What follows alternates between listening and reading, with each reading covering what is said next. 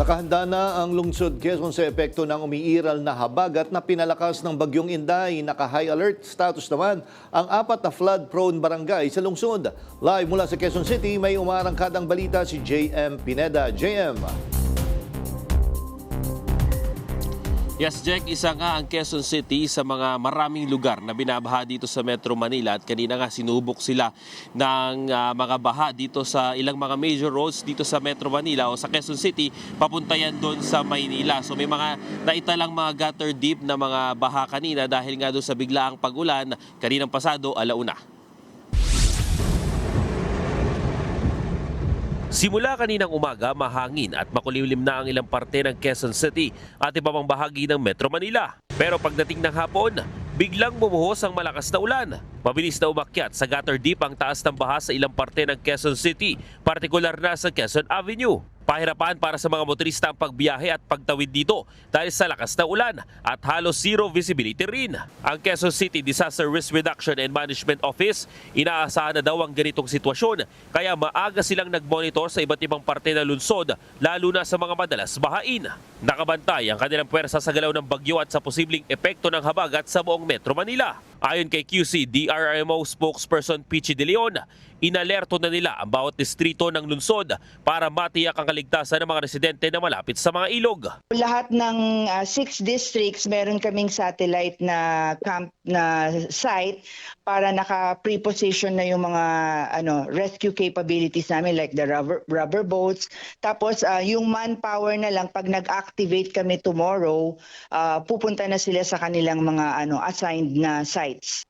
4 na barangay ang naka-high alert status dahil ito ang mga flood-prone areas. Kabilang dyan ang Barangay Tatalon, Barangay Bagong Silangan, Barangay Apolonio Samson at Barangay Bahay Toro. After ng briefing ng council, the next briefing will be with the barangay. So updated talaga sila and trained naman, may mga BDRRMC sila. So they know what to do already. Kaya ngayon, yung mga flood-prone barangays, getting ready na rin sila.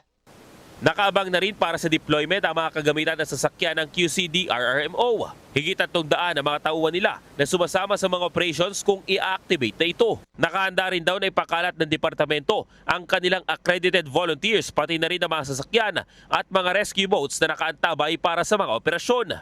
Sa ngayon, hindi pa nagdedeklara ng preemptive evacuation ang buong lungsod dahil hindi pa umano nakataas ang orange rainfall warning sa Quezon City. Sa Barangay Bagong Silangan naman, nakapesto ang permanenteng evacuation center ng lungsod para sa mga gustong lumikas.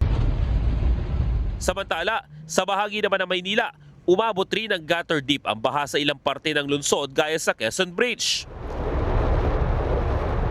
Naipon rin ang tubig sa kalsada sa bahagi ng Padre Burgos at tapat ng Liwasang Bonifacio. Apektado rin ang trapiko sa lugar at kalbaryo din sa mga pasahero na bumabiyahe. Jack, kaninang alas 4 ng hapon ay tinaas na sa orange rainfall warning itong itong Metro Manila, particular itong Quezon City, partiyan doon. At ngayon nga ay bahagyang nagkakaroon na naman ng kulimlim dito sa area ng Quezon City. At itong area na kinatatayuan natin, Jack, ay isa rin ito sa mga flood-prone area dito sa Quezon City. At katunayan, ito papakita lang natin dito sa gilid.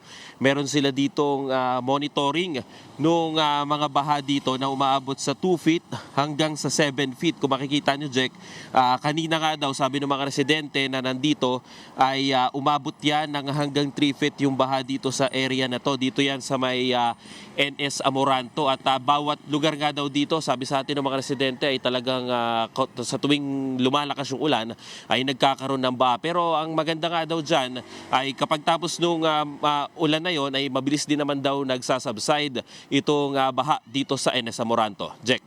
JM, no? Dati nagko-cover din ako sa area na yan sa NS Amoranto.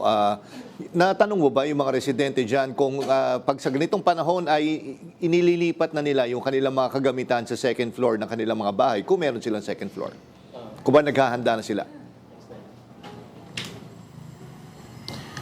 Jack, actually yan yung mga tinanong natin kanina nung naglibot tayo dito sa area at yung ilan nga sa kanila ay ganyan nga yung ginagawa. Yung iba, preemptive na talaga kapag may mga ganitong paparating na bagyo o kaya malakas na ulan, sinabihan ng Pag-asa na mayroon nga malakas na ulan na darating dito sa Quezon City ay agad nilang itinataas yung kanilang mga gamit. Yung iba naman, ito kasi mga nasa likod dati, itong mga establishmento, kung makikita ninyo, yung mga area na to nakataas na siya. So ibig sabihin, tinaas na talaga nila, handa na sila dun sa posibleng mangyari. Kasi itong area na to nasa likod natin, Jack, isa to sa mga pinakamalalim. Ayon doon sa mga residente, umaabot to ng halos bewang yung taas. Lagpas pa nga minsan dahil nga pababa yung area na to. Kaya yung, kung mapapansin mo, pag dumaan ka sa area na to, sa mga establishment, halos nakataas lahat dahil nga iniiwasan na nilang abutin sila nung baha. Jack. Okay, maraming salamat at mag-ingat kayo dyan. JM Pineda.